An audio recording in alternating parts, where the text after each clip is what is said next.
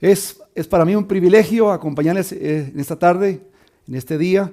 Realmente me siento gozoso de ser parte de este tiempo con ustedes. Qué bueno acompañarles en este tiempo de estudio. Voy a pedirles un favor al iniciar, que ustedes busquen conmigo dos textos en sus Biblias. Espero que traigan sus Biblias y que por favor busquen conmigo en Mateo capítulo 19. Y una vez lo encuentren, pongan ahí en su mano y luego vamos a ver más adelante en Juan capítulo 9. Perdón, Lucas capítulo 9. Mateo capítulo 19 y Lucas capítulo 9. No sé cuántos de ustedes, y lástima que no les puedo tener aquí frente a mí para ver sus reacciones y sus respuestas, pero no sé cuántos de ustedes típicamente al inicio del año hacen resoluciones de año nuevo. No veo aquí la pantalla tampoco para ver cuántas manos se pueden levantar ahí, pero estimo que quizá más de uno entre nosotros hace resoluciones de año nuevo. Y yo pregunto ya a los 23 días de enero, ¿cuántos ya quebrantaron o quebraron esas resoluciones de año nuevo? Si usted ya dejó esas resoluciones de año nuevo, podría ser de pronto perder peso, estudiar más, dejar a un novio que no le conviene, buscar más amigos, qué sé yo, cualquiera que sea su resolución. Y si ya usted fracasó en su intento, está en buena compañía. Miraba yo ahí en internet hoy las estadísticas y dice que 80% de las personas que toman resoluciones de año nuevo, a finales del mes de enero ya han fracasado en su intento. Y solo quizá un 8%, en el mejor de los casos, llegan a final de año con esa nueva resolución de año nuevo. La Biblia tiene muchas resoluciones, no de año nuevo, sino resoluciones de parte de Dios para con nuestra vida, anhelos de Dios. Y es cuando usted y yo fracasamos en cumplir esos propósitos del Señor para nuestra vida, que llega a nuestro ser una insatisfacción que nada ni nadie puede llenar, excepto obediencia al Señor. ¿Cuál es la demanda de Dios a su vida, a mi vida? Miremos en este texto de Mateo 19, la historia de un joven. En este caso se titula El joven rico. Mateo 19, verso 16 dice así: Entonces vino uno y le dijo: Maestro bueno, ¿qué bien haré para tener la vida eterna? Él le dijo: ¿Por qué me llamas bueno? Ninguno hay bueno sino uno, Dios. Mas si quieres entrar en la vida, guarda los mandamientos. Le dijo: ¿Cuáles? Jesús dijo: No matarás, no adulterarás, no hurtarás, no dirás falso testimonio. Honra a tu padre y a tu madre y amarás a tu prójimo como a ti mismo. El joven le dijo: Todo esto lo he guardado desde mi juventud. ¿Qué más me falta? Jesús le dijo: Si quieres ser perfecto, anda, vende todo lo que tienes y dalo a los pobres, y tendrás tesoro en el cielo. Y ven y sígueme. Oyendo el joven esta palabra, se fue triste, porque tenía muchas posesiones. Entonces Jesús dijo a sus discípulos: De cierto os digo que difícilmente entrará un rico en el reino de los cielos. Otra vez os digo que es más fácil pasar un camello por el ojo de una aguja que entrar un rico en el reino de Dios. Sus discípulos, oyendo esto, se asombraron en gran manera, diciendo: ¿Quién, pues, podrá ser salvo? Mirándolos Jesús les dijo: Para los hombres esto es imposible, mas para Dios todo es posible. Entonces, respondiendo, Pedro le dijo: He aquí, nosotros lo hemos dejado todo y te hemos seguido. ¿Qué pues tendremos? Jesús le dijo: De cierto os digo que en la regeneración, cuando el Hijo del Hombre se siente en el trono de su gloria, vosotros que me habéis seguido, también os sentaréis sobre 12 tronos para juzgar a las 12 tribus de Israel. Y cualquiera que haya dejado casa o hermanos o hermanas o padre o madre o mujer o hijos o tierras por mi nombre, recibirá 100 veces más y heredará la vida eterna. Pero muchos primeros serán postreros y postreros primeros. Oremos.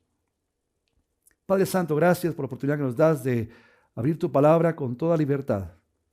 Gracias por tu Santo Espíritu que está en nosotros, que nos enseña, que nos guía a toda verdad. Yo te pido, Señor, que en este momento que abrimos tu palabra, que tú quites de nuestra mente cualquier distracción. cualquier cosa que venga a interrumpir el propósito tuyo para este tiempo juntos. Que podamos entender cuáles son tus resoluciones para nuestra vida. Que anhelemos de todo corazón cumplirlas. Enséñanos, Señor, te pido, en el nombre de Jesús. Amén. La vida no satisfecha es sin duda la vida no sometida a Dios. La vida no satisfecha es sin duda la vida no sometida a Dios. ¿Quiénes son los héroes, las heroínas? ¿Son acaso aquellas que están puestas sobre bustos, sobre puntos especiales en las ciudades? Aquellas que tienen sus rostros esculpidos en madera o en cerámica o en piedra o en yeso. O quizás son aquellas personas, sugiero eso, y también aún en los personajes bíblicos, algunos mencionados en el juego anterior. Personas no con dotes especiales, personas no con capacidades especiales, sino personas que entendieron la importancia de su misión al Señor. Este encuentro es para mí sorprendente. Un muchacho bueno, un muchacho que entiende con quién está, un muchacho que reconoce en Cristo a alguien bueno. Y no dice la Biblia que él era un hombre malo.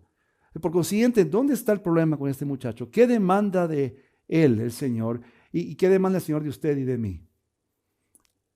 Tengo la costumbre cuando tengo que hacer un sepelio, y antes del COVID con frecuencia iba a cementerios a hacer esos sepelios, pero llego de antemano para hablar con el personal y que entiendan lo que vamos a hacer a continuación para que me pongan atención a mí cuando yo pido que hagan algo. Y frecuentemente llego antes de tiempo y me pongo a pasear por los jardines y mirando las lápidas, nombres de personas que no conozco, miro las fechas de su nacimiento y de su muerte y trato de imaginar, quizá por el epitafio que aparece ahí en esa lápida, cómo fue la vida de esa persona. Quizá una de las cosas más extrañas que he visto en mi vida en un cementerio fue cuando paseando por ahí encontré una tumba bastante antigua y no me impactó por lo antigua, me impactó por la frase que decía el epitafio. Decía el nombre de la persona, era un hombre, el año de nacimiento y el día y la muerte. Pero lo que más me sorprendió fue que decía, le encantaba la carne barbacoa. Imagínese usted esa familia reunida ahí cuando muere aquel hombre y tratan de imaginarse qué poner ahí en ese epitafio, en esa lápida. Poner ahí, buen padre, quizá no. Buen esposo, tal vez no. Buen hijo, quién sabe. Imagínese que su vida sea resumida con, ya sé, le encantaba la carne barbacoa. ¿Habrá algo de malo con eso? Por supuesto que no hay nada malo con eso. El problema es que espero que su vida y la mía cuenten para más que eso. El Espíritu Santo no malgasta tiempo muchas veces en la palabra de Dios para ilustrar la vida de muchos que vivieron. Por ejemplo, Abner, el comandante del rey Saúl, y dice la Biblia, Abner muere como un necio. Jeroboam, el hijo de Nebat, dice, hizo que Israel pecara. Imagínese ese epitafio, ese resumen de su vida. Hizo que Israel pecara. Herodes fue comido por gusanos, pero la palabra de Dios creció. Demas, el resumen de su vida, amó más el mundo presente. Y qué contraste con hombres como Juan, el discípulo amado por Jesús. David, hombre conforme al corazón de Dios. ¿Qué diría? ¿Qué va a decir su vida al final de sus días? ¿Qué dirán otros de su vida? ¿Qué dirá el Señor de nosotros cuando nos lleve a su presencia? El texto aquí nos llama la atención porque estaba este hombre joven, rico, y estaba casi bien, porque dice, he cumplido todo eso. Un hombre cabal, un hombre honesto, un hombre que cumplía los mandamientos. Y sin embargo, la frase final es, y se fue triste. Mateo, Marcos y Lucas terminan con esa frase al resumir esta historia, este encuentro del Señor con el joven rico. Se fue triste. No sabemos mucho acerca de este muchacho. Mateo nos dice que era joven, en capítulo 19, verso 20. Lucas nos dice que era un hombre principal, en el 18. Y Marcos nos dice que era amado por el Señor. Sin embargo, lo más importante de acá y lo más triste a la vez es que nada de eso importaba. No importaba tampoco que este hombre había cumplido todos los mandamientos que el Señor había mencionado. Lo que importaba es que la condición de su corazón era tal que había un ídolo que no le permitía seguir al Señor. Porque la resolución del Señor para ese muchacho es: sígueme, sígueme. Hoy sugiero que cualquiera que sea su resolución, no hay una más importante que esa. No solo en el principio del 2021, sino el tiempo que reste en su vida, en mi vida. La respuesta más importante a eso es: ¿de qué manera contestamos a ese sígueme? Miren conmigo ahora, por favor, Lucas capítulo 9, a una historia de otros tres, que igual que el joven rico, no sabemos mucho de ellos, pero vemos que pasa algo muy similar en la vida de ellos. Dice en Lucas capítulo 9, verso 57. Yendo ellos, uno le dijo en el camino: Señor, te seguiré a donde quiera que vayas. Y le dijo Jesús: las zorras tienen guaridas y las aves de los cielos nidos, mas el Hijo del Hombre no tiene dónde recostar la cabeza. Dijo a otro: sígueme. Él le dijo: Señor, deja que primero vaya y entierre a mi padre. Jesús le dijo: deja que los muertos entierren a sus muertos, y tú ve y anuncia el reino de Dios. Entonces también dijo otro: te seguiré, Señor, pero déjame que me despida primero de los que están en mi casa. Jesús le dijo: ninguno que poniendo su mano en el arado y mira hacia atrás es apto para el reino de los cielos. 4 respuestas diferentes a 4 invitaciones que son iguales. Sígueme. Si usted y yo miramos estos textos y nos enfocamos en cada respuesta de estos muchachos, de estos jóvenes, y pensamos que ese principio rige la vida de todos, entonces, ¿quién está bien? ¿Cuánto demanda el Señor a fin de cuentas de nosotros? Para el joven rico es: vende todo. ¿Acaso esa respuesta del Señor implica que usted y yo tenemos que vender todo lo que tenemos y seguirle? Bueno, quizá para algunos sí. En el caso de este muchacho específico, el Señor sabía el tamaño del ídolo de las riquezas en la vida de ese muchacho. Y sabía el Señor que hasta que él quitara eso de su camino, de su vida, no podría seguir y obedecer al Señor. No todos tenemos que vender todo lo que tenemos y darlo a los pobres. Respuestas como por ejemplo la que vimos en la palabra de Dios con aquel hombre Zaqueo. El Señor le pide que venda todo, inclusive cuando dice él: daré la mitad de mis bienes a los pobres. Y de hecho, él cuadriplica eso cuando dice: y al que le he robado, le voy a dar 4 veces más. No 100%, 400%. Y ese día, la palabra dice, Jesús le dijo a Zaqueo: ya este también es hijo de Abraham. Ha llegado la salvación a la casa de él. No es el monto del dinero que tenemos o no tenemos. Tampoco la respuesta aquí a este muchacho cuando él viene a él, y de hecho es él el que va al Señor, no el Señor que lo busca a él. Interesante eso. Y sin embargo la respuesta del Señor es una respuesta difícil. Cuando le dice a él: las zorras tienen madrigueras y las aves tienen nidos, pero el Hijo del Hombre no tiene dónde recostar la cabeza. ¿Será pecado tener una cama, una almohada, un techo? Por supuesto que no. Pero no dudo que el Señor conocía el corazón de ese muchacho. Y ante esa respuesta de que aquí estoy y voy contigo y te seguiré, el Señor sabía que había un ídolo ahí. Había un obstáculo que no le permitía seguirlo de corazón. La siguiente respuesta también es interesante cuando el Señor le dice al otro una palabra difícil. Deja que los muertos entierren a sus muertos, pero tú ve y proclama el reino de Dios. ¿Acaso es algo malo enterrar a nuestros padres, a los abuelos? Por supuesto que no. Pero para este muchacho aparentemente su hogar, su casa era más importante. El estar ahí con ellos, el poner una excusa a esa invitación: sígueme, a esa resolución magnífica del Señor: sígueme. La otra respuesta, finalmente al cuarto, es: nadie que mira atrás después de poner la mano en el arado es apto para el reino de Dios, de los cielos. Yo no sé qué cosa tenía este muchacho en mente cuando miraba atrás en su vida. Quizá el pasado le era más interesante. Quizá el futuro le era tan incierto que hasta que no resolviera eso en su corazón, quizá él estaba más encantado con el pasado que confiando en el futuro. Y el Señor tiene que hablarle fuerte y decirle, nadie que hace eso es apto para estar conmigo. ¿Qué demandaría el Señor de ti si hoy te lo encontraras en tu camino?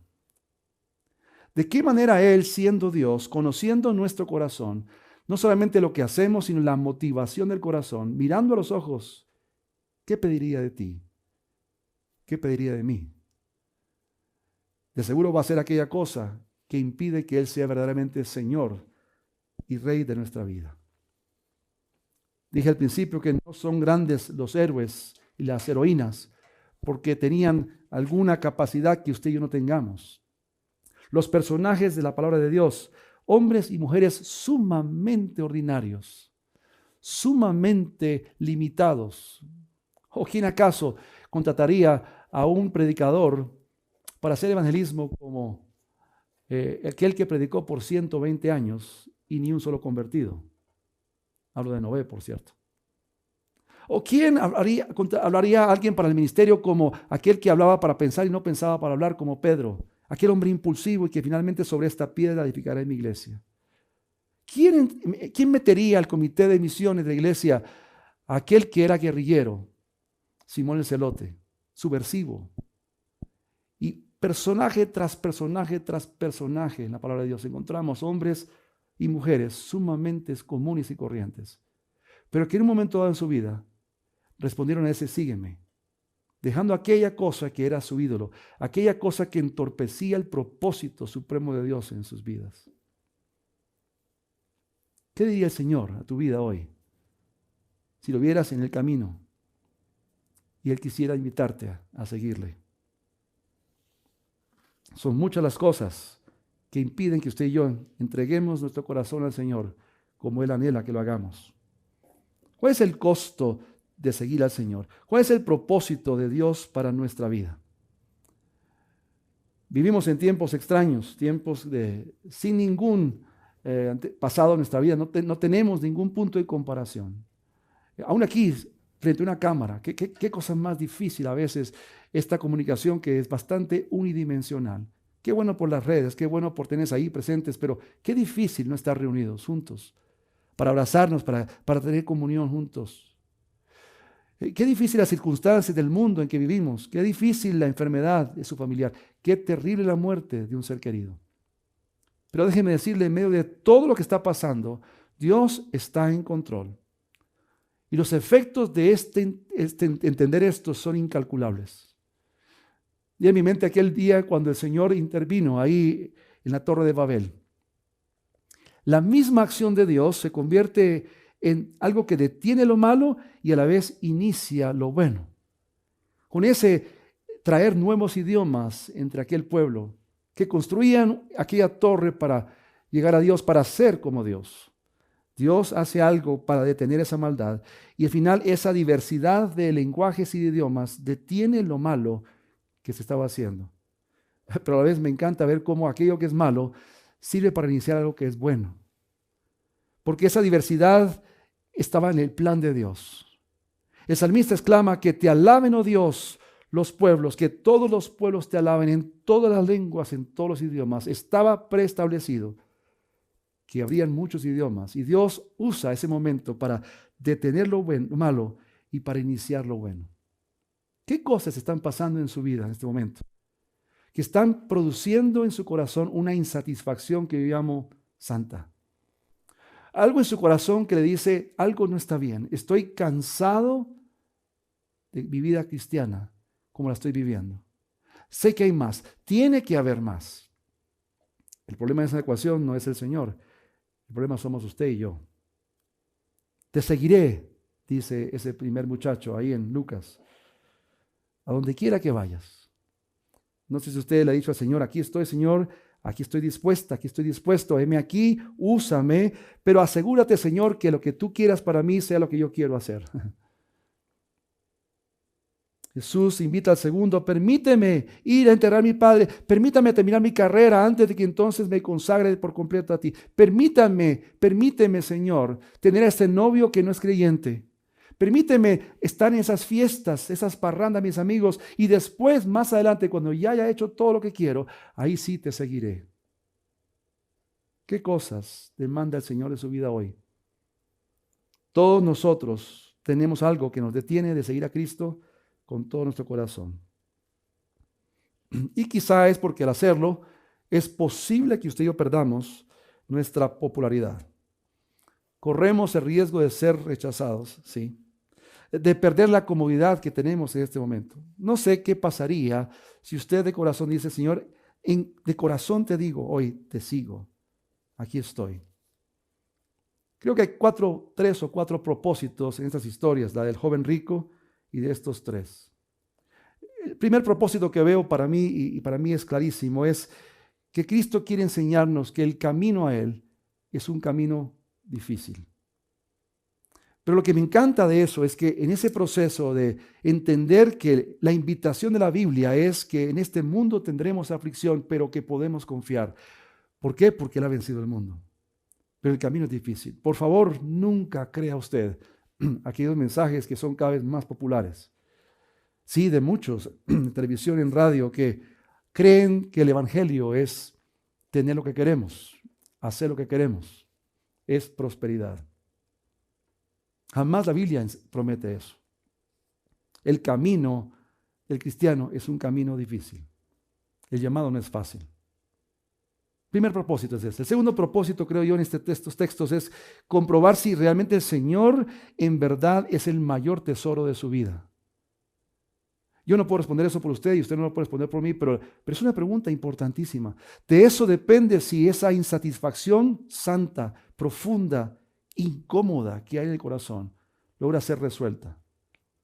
Y yo sugiero que esa insatisfacción es puesta ahí por el Espíritu Santo, que permanentemente está obrando, está trabajando, está haciendo cosas en nuestra vida, trayendo personas en nuestro entorno que nos hacen enfocarnos en el verdadero propósito de Dios para nosotros.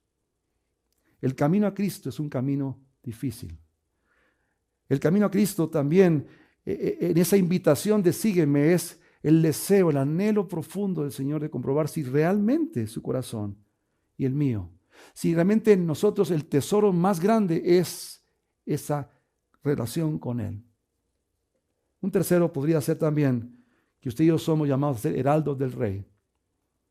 El consuelo detrás de todo esto es que en ese propósito de comunicar la palabra de Dios a través de nuestra vida, el testimonio de nuestra vida, de caminar ese camino difícil, el camino angosto,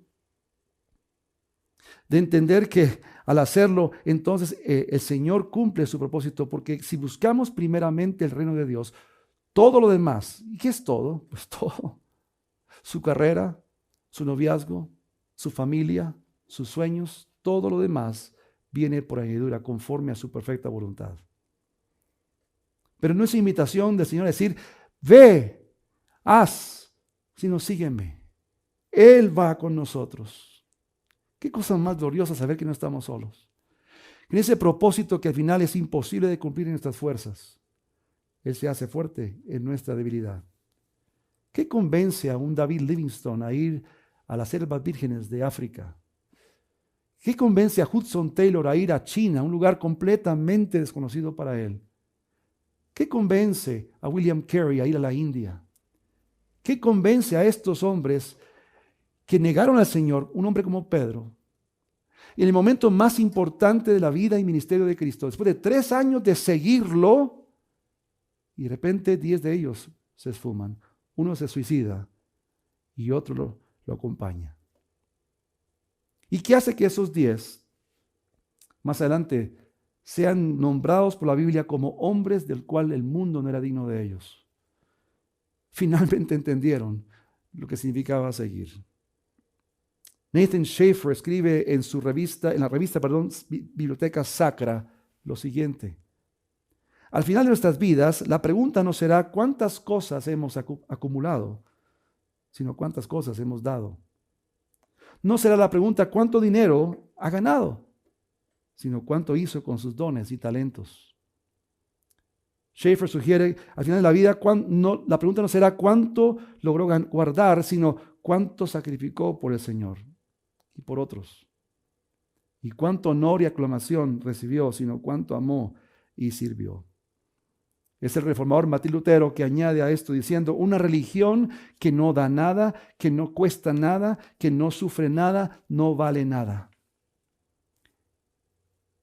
El Señor sabe cuáles son nuestros ídolos. ¿Está usted dispuesta?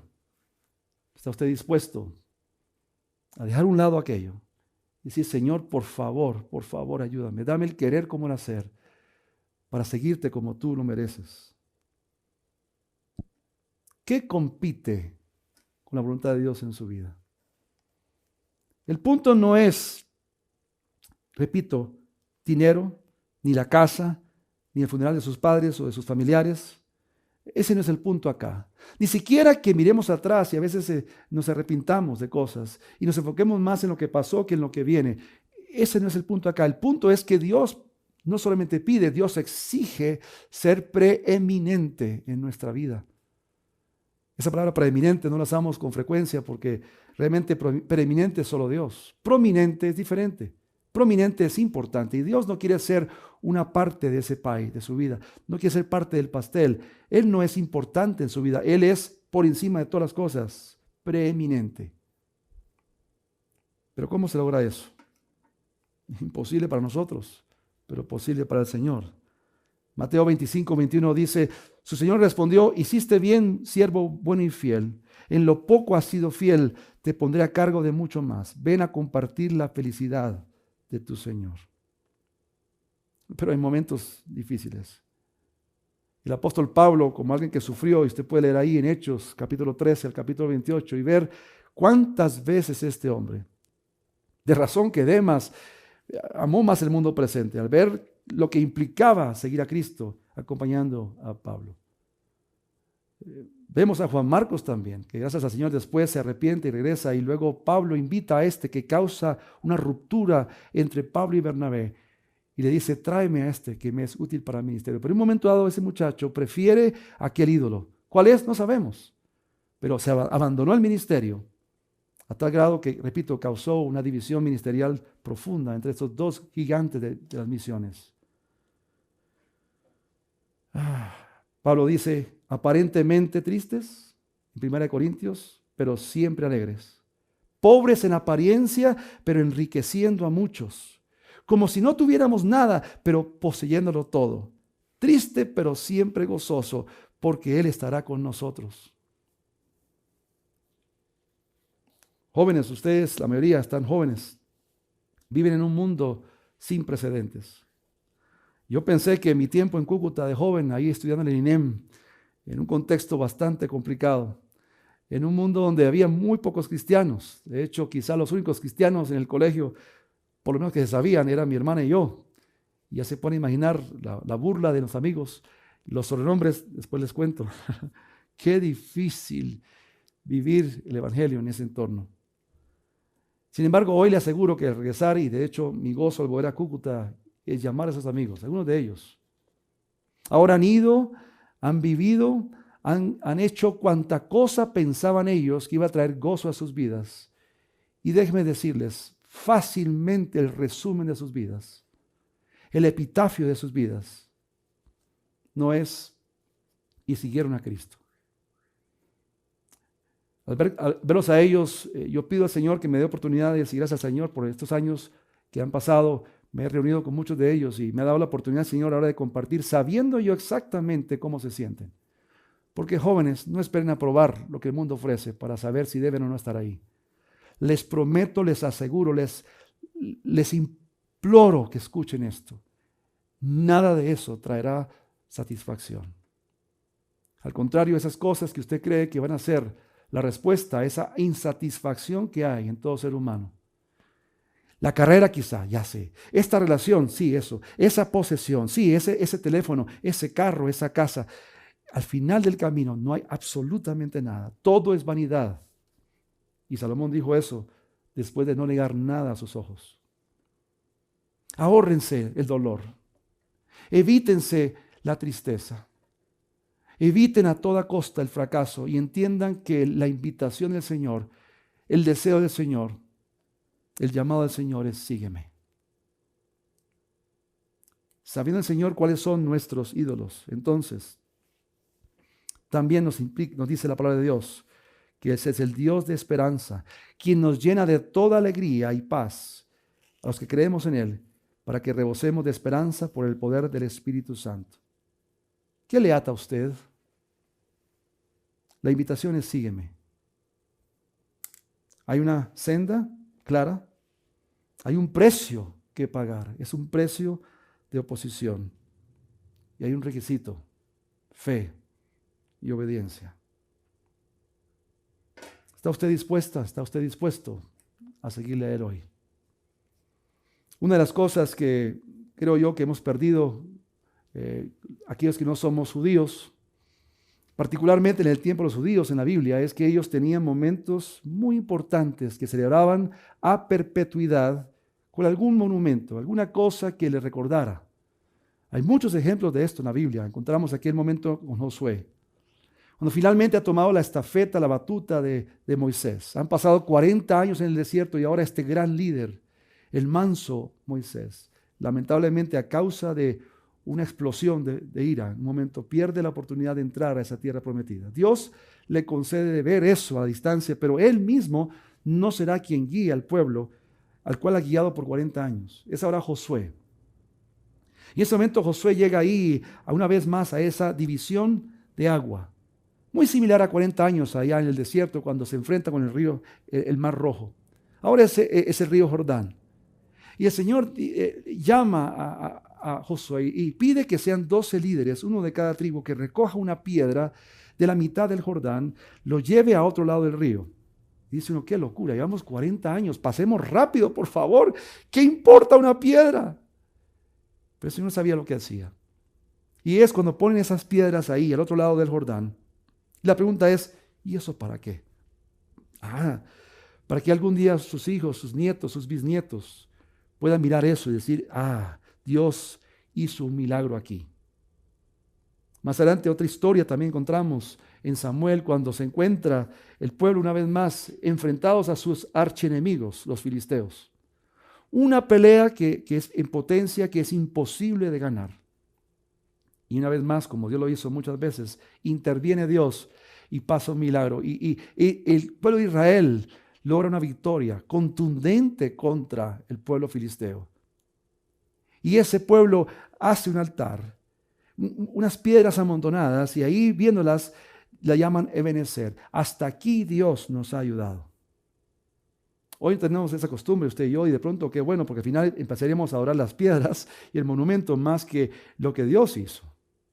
Pero creo que hay una ventaja a veces en tener algo que nos recuerda de momentos oportunos, momentos definitivos, cuando Dios ha hecho algo profundo en nuestra vida.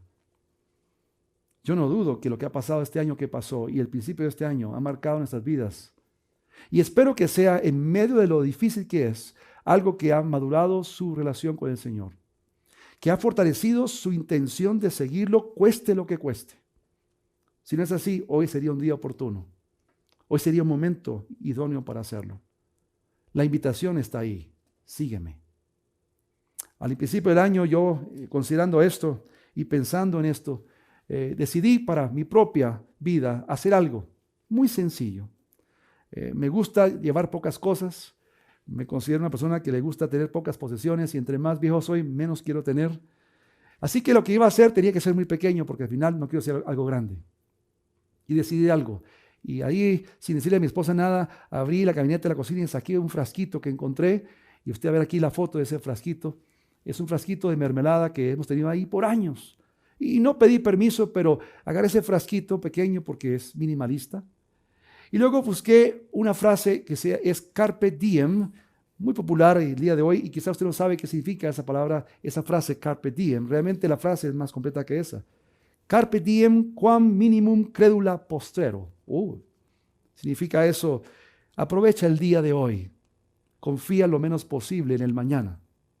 No me gusta la frase de Horacio, quien vivió antes de Cristo, pero me gusta el concepto y yo le añadí algo diferente a eso. Carpe diem, sí, Aprovecha el día de hoy, Daniel, porque los días son malos. Los días son cortos. Van a ver ustedes a continuación en la siguiente diapositiva, que puse ahí algunos textos que para mí son importantes. No se ven todos ahí, pero puse en el frasquito textos como Proverbios 3, 5 al 7, Salmos 90, 10, 12, Filipenses 1, 2, Salmos 33, 11, Proverbios 16, 33. Bueno, habría muchos más, pero escogí esos 5 versículos, esos textos para mí. Como un punto en mi vida. 2020 ha pasado, 2021 empieza. ¿Y ahora qué? ¿Qué implica para Daniel Anderson seguir al Señor? ¿Cuáles son mis ídolos que interrumpen la obra del Señor en mi vida? Luego continué con mi frasquito y puse ahí una frase que encontré y no sé quién la dijo, pero me gustó. Y ahí puse, es solo arriesgando nuestras vidas hora con hora. Y el texto no dice esto, pero yo lo añadí. Por la causa de Cristo, que logramos vivir plenamente. Es solo arriesgando nuestras vidas hora con hora por la causa de Cristo que logramos vivir plenamente. Uno de esos textos ahí que puse, Salmos 90, 10, 12, habla acerca de que la vida nuestra es 70 años, 80 el más robusto. Aquel que pasa de 80 está robando oxígeno. No, gracias al Señor viven más de 80 algunos. Pero yo pensaba para mí, bueno, a mi edad tengo 50 años, ya soy abuelo, así que ahorita dime tú. Linda mi nieta, lástima que no puse la foto de mi nieta ahí, pero ya soy abuelito. Y pensé, tengo 50 años y ahora la presencia de esa nena me hace sentir ahora más mi edad que nunca. Y si es cierto que 70 años es el promedio, 80 el más robusto, yo dije, ni acá, 75. Tengo 50, me quedan 25 piedritas. Y como soy minimalista, busqué piedritas bien pequeñitas, son chiquititas, ahí las ven, las pueden contar, 25 piedritas.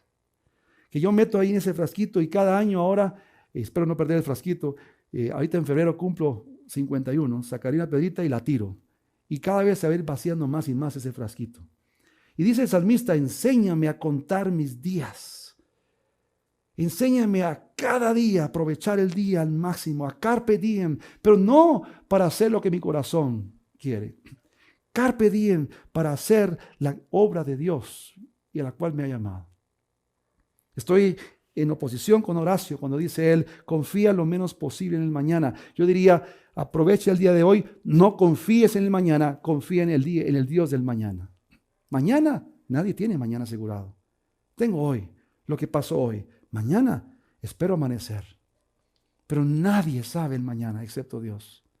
Mi confianza está puesta en el Señor. Y cuando Él me dice, sígueme, me está diciendo, porque voy contigo. Sígueme porque yo estaré contigo. Sígueme porque mi vara y mi callado te infundirán aliento, Daniel. No estás solo, yo voy contigo. Sígueme. Hace años un amigo mío tenía esta pequeña cruz. No es ningún amuleto. Simplemente este hombre pasó por un momento difícil en su vida y alguien le regaló este símbolo de la cruz. Y repito, no es amuleto. Pasaba yo más adelante, años después, una crisis muy fuerte en mi vida, en mi ministerio. Y este amigo decidió darme esto, que para él era un recordatorio, la razón por la cual él seguía adelante era por la obra de la cruz, la obra de Cristo a su favor. He metido ese recuerdo de mi amigo, un gran amigo mío, ahí en ese frasquito, para recordarme que el propósito de mi vida no es mis deseos, no son mis anhelos, es sígueme, toma tu cruz, sígueme, yo he pagado el precio, sígueme, yo estoy contigo. Dice Ezequiel en capítulo 36, verso 25 al 27. Esparciré sobre vosotros agua limpia y seréis limpiados de todas vuestras inmundicias. Escuche esto, y de todos vuestros ídolos os limpiaré. Os daré corazón nuevo y pondré espíritu nuevo dentro de vosotros y quitaré de vosotros el corazón de piedra y os daré un corazón de carne y pondré dentro de vosotros mi espíritu y haré que andéis en mis estatutos y guardéis mis preceptos y los pongáis por obra. Hay una razón por la cual usted y yo no hacemos esos altares que hacían en antaño. Porque después de la muerte de Cristo, usted y yo somos piedras vivas, en las cuales mora el Espíritu Santo. No hay necesidad de hacer un altar, tampoco este frasquito es necesario. Es simplemente un recordatorio para mi vida de que todos los días cuentan y deben contar para la alabanza y gloria del Señor. No tengo que esperar hasta más adelante en mi vida, cuando ya he cumplido mis sueños terrenales acá, para hacerlo. El Señor me dice y conoce mis ídolos y me dice, sígueme. ¿Es acaso su carrera su ídolo? ¿Es acaso una relación, por buena que sea, su ídolo? ¿Qué es aquello que detiene un compromiso férreo al Señor? Hay una senda, sígueme. Hay un precio, oposición. Hay un requisito, fe y obediencia. No sé si en la iglesia Aposento Alto conté la historia de mi último encuentro con mi abuelo. Asumo que sí, pero esta noche tengo aquí entre nosotros a varios que quizá no han escuchado esta historia.